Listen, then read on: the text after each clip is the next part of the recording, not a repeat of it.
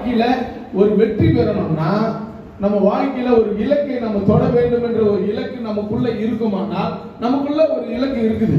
நம்ம இந்த காரியத்தை செய்யணும், இது எப்படியாச்சும் செய்து முடிச்சிடணும், எப்படியாச்சும் இந்த இடத்தை நம்ம தொட்டுடணும், ஒரு இலக்கு நம்ம வச்சிருப்போம்.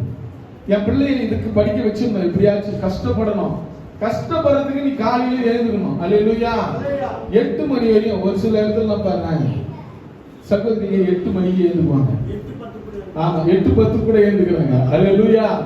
8:10 கூட எழுந்துக்கிறாங்க. நாம அப்படி எழுந்துக்கிறதுனால நமக்கு நல்லதுன்னு நம்ம நினைக்கிறோம். எழுந்துக்கிறதுனால நமக்கு நல்லதுன்னு நினைக்கிறோம்.